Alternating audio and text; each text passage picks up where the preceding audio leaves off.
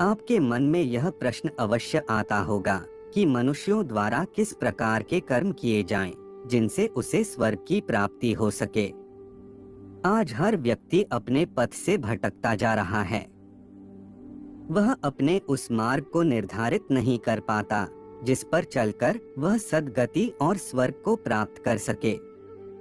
इन सभी बातों को स्पष्ट करने के लिए यह वीडियो आज हम आपके समक्ष प्रस्तुत कर रहे हैं। वीडियो को ध्यान से देखें और चैनल को सब्सक्राइब अवश्य करें। एक बार धरती लोक पर 4 व्यक्तियों की मृत्यु एक साथ हुई थी। वे चारों अलग अलग प्रदेश के अलग अलग शहर के रहने वाले थे। संयोग से उन चारों का अंत समय आ गया। एक ही समय पर यम के दूत उन चारों को लेने के लिए आए। मरने वालों में एक तो किसी शहर का राजा था, एक बड़ा धनी व्यापारी था, तीसरा एक पूजा पाठ जप तप करने वाला पंडित था और चौथा एक गरीब मजदूर था जो दिन भर मेहनत करके अपने परिवार का पालन पोषण करता था। चारों की आत्मा को यमदूत लेकर धर्म की सभा में पहुंचे। चारों उनके सम्मुख जाकर खड़े हो गए। ये सोच रहे थे कि कौन स्वर्ग में जाएगा और कौन नरक में। धर्मराज अभी गद्दी पर विराजमान नहीं हुए थे। उससे पहले ही वे चारों आपस में बातचीत करते हुए स्वयं को ही स्वर्ग का दावेदार ठहरा रहे थे। सबसे पहले राजा कहने लगा, देखो मुझे तो धर्मराज पक्का स्वर्ग में भेजेंगे, क्योंकि मैं एक विश्वविख्यात राजा हूं। मैंने अपने शुभ कर्मों से धरती लोक पर अपना खूब नाम कमाया है। चारों तरफ लोग मेरे अच्छे कर्मों की चर्चा करते हैं। कभी कोई मेरे द्वार से खाली हाथ नहीं गया। जो आया मैंने उसे इतना दिया कि वो जीवन भर मेरा नाम नहीं भूल पाएगा। हर तरफ मेरे नाम का यशोगान हो रहा है। मेरे द्वारा लुटाए गए दान से लाखों लोगों को खाने को अन्न मिला, रहने को आश्रय मिला। इसलिए मेरे कर्मों को देखते हुए धर्मराज मुझे पक्का ही स्वर्ग में भेजेंगे। मित्रों, राजा की बात सुनकर वो धनी व्यापारी कहने लगा, हे भाई, मैंने तो पृथ्वी पर रहकर खूब धन कमाया और उस धन से मैंने लाखों लोगों की सहायता की। मैंने अपनी कमाई का 11वां हिस्सा सदैव दीन दुखियों की सहायता में लगाया है। मेरे शुभ कर्म को देखते हुए धर्मराज मुझे ही स्वर्ग में भेजेंगे। मित्रों, यह बात मैं पहले से जानता हूं। व्यापारी की बात सुनते ही पंडित जी कहने लगे, अरे भाई, क्यों व्यर्थ की बातें करते हो। स्वर्ग में जाना कोई आसान काम नहीं है। स्वर्ग में जाने के लिए दान धर्म के साथ साथ जब तक पूजा पाठ भी करना पड़ता है। इसलिए स्वर्ग में प्रस्थान तो मैं ही करूंगा, क्योंकि मैंने भगवान का खूब जब तक पूजा पाठ किया है। पूरा जीवन मेरा पूजा आराधना में बीता है। मेरे शुभ कर्मों के कारण मुझे ही धर्मराज स्वर्ग का दरवाजा खोलेंगे। ये बात मैं अच्छी तरह से जानता हूं। जब इस प्रकार तीनों ने अपनी अपनी बातें की, अपने अपने लिए स्वर्ग का दावेदार ठहराया, तो अब सब उस चौथे व्यक्ति मजदूर की ओर देख रहे थे कि देखे ये क्या कहता है। क्या इसने भी कोई अच्छा काम किया है या नहीं, या फिर इसका पूरा जीवन मजदूरी करते हुए दूसरों के अधीन रहकर ही बीता है। मजदूर उन सब की बातों को चुपचाप नीचे को नजरें झुकाए खड़ा सुनता रहा और वे तीनों बड़े गर्व के साथ अपनी अपनी प्रशंसा में जुटे थे। तभी धर्मराज अपने साथी चित्रगुप्त के साथ दरबार में हाजिर होते हैं। चित्रगुप्त के हाथों में एक मोटी सी किताब थी, जिसमें समस्त प्राणियों के कर्मों का लेखा जोखा लिखा था। धर्मराज अपने सिंहासन पर विराजमान होते हैं। उसके बाद चित्रगुप्त ने राजा को अपने पास बुलाया और उससे पूछने लगे कि तुम बताओ, तुम तो धरती पर बड़े ही प्रख्यात राजा थे। तुमने अपने जीवन में कौन कौन से शुभ कर्म किए हैं, कितने लोगों को दुख दिया है, कितने लोगों का भला किया है। मैं अपनी पुस्तक में देखकर यह फैसला करूंगा कि आप स्वर्ग में जाने के अधिकारी हैं या नहीं हैं। तब बड़े गर्व के साथ राजा अपने कर्मों को बताता है, हे भगवान, मैं एक बहुत बड़े राज्य का स्वामी था। मेरा राज्य बड़ा ही समृद्ध और खुशहाल था। मेरे राज्य में दीनहीन बहुत ही कम थे। सब मेरी छत्र छाया में बड़े आनंद के साथ जीवन यापन कर रहे थे। मैंने अपने राज्य के लोगों को किसी चीज की कमी नहीं होने दी। हर भूखे को भोजन मिलता था। लाखों की धन माया उन्हें रोज दान में दी जाती थी। प्रजा के लोग मुझसे बहुत खुश रहते थे, दिन रात में मेरा यशोगान करते थे। यही मेरे जीवन के अच्छे कर्म हैं। राजा की बात सुनकर चित्रगुप्त ने अपनी पुस्तक उठाई और उसमें देखने लगे। पुस्तक में देखकर उन्होंने राजा को बताया कि तुम जो कह रहे हो वो सर्वथा सत्य है। तुमने अपनी प्रजा को बहुत सुख दिया है, परंतु इसके साथ साथ तुमने बहुत बड़ा अपराध भी किया है। तुमने अपनी राज्य की सीमा को बढ़ाने के लिए जितने युद्ध लड़े हैं, उन युद्धों में हजारों की लाखों की संख्या में सैनिकों ने अपनी जान गंवाई है। उन सब की मृत्यु का कारण तुम बने हो। उनके परिवारों को, उनके बच्चों को अनाथ करने वाले तुम हो। उनकी स्त्रियों को विधवा बनाने वाले तुम हो। उनकी माओ की गोदी सूनी करने वाले तुम हो। तुमने लोभवश हजारों परिवारों को घोर दुख दिया है। युद्ध लड़कर राज्य बढ़ाने से अच्छा था कि तुम अपने पड़ोसी देशों से मित्रता करके उनके साथ व्यापार बढ़ाते। आपका राज्य तब भी समृद्ध और संपन्न रहता। तुमने अपनी प्रजा को सैनिकों के रक्त से सींचकर सुखी बनाया है, इसलिए तुम स्वर्ग के अधिकारी नहीं हो। प्रिय बंधुओं, राजा चुपचाप पीछे को हट गया। उसके बाद चित्रगुप्त ने व्यापारी से पूछा, आपने धरती पर कौन कौन से अच्छे कर्म किए हैं? तब व्यापारी कहता है, हे भगवान, मैंने धरती पर जितना धन कमाया उसका 11वां भाग अच्छे कामों में लगाया।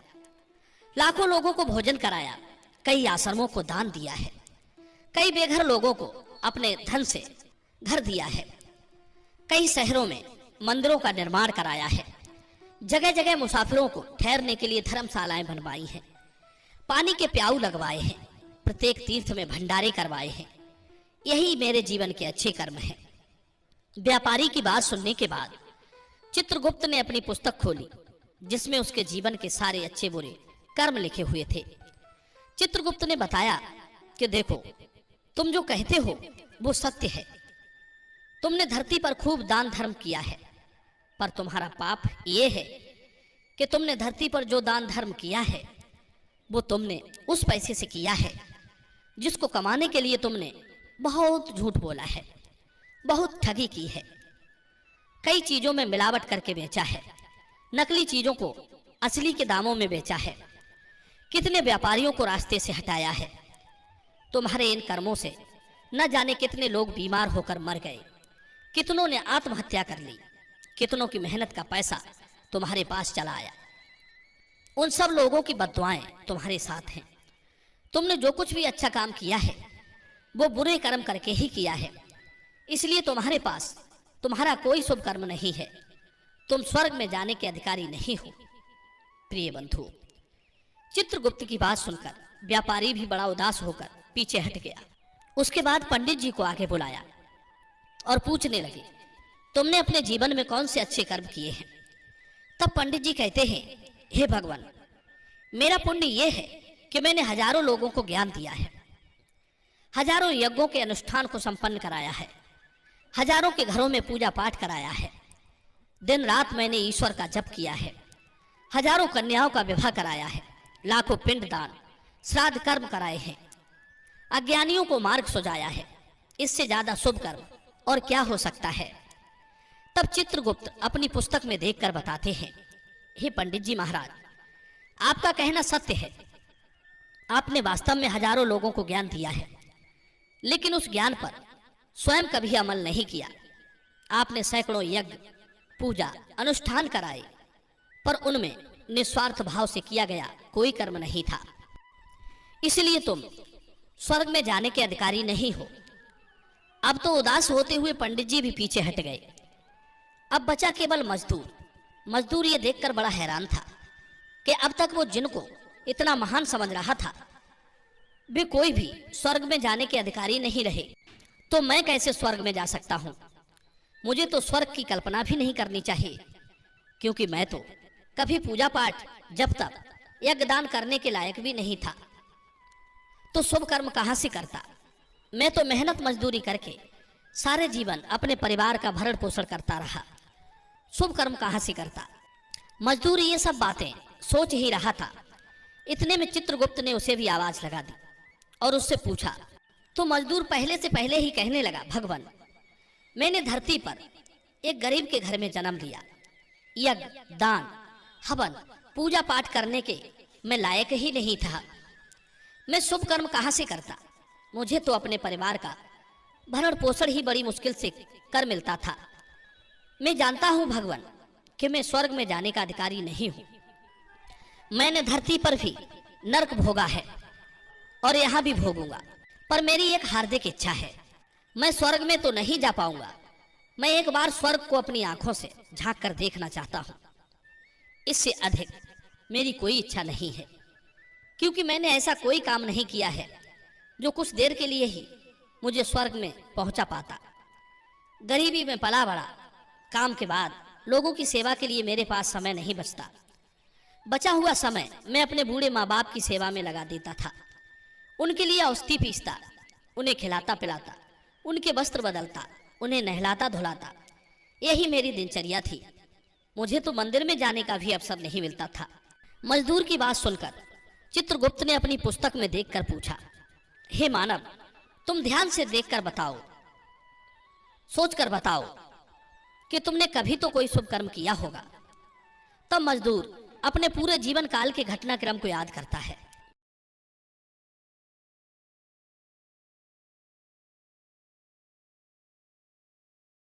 तब उसे याद आता है कि एक बार उसे बहुत तेज भूख लगी थी। वो रोटी खाने के लिए बैठा ही था कि इतने में वहां एक बहुत ही कमजोर बीमार कुत्ता टहलता हुआ आ गया, जो ठीक से चल भी नहीं पाता था। वो आकर मेरे सामने बैठ गया और मेरी रोटी की ओर गौर से देखने लगा।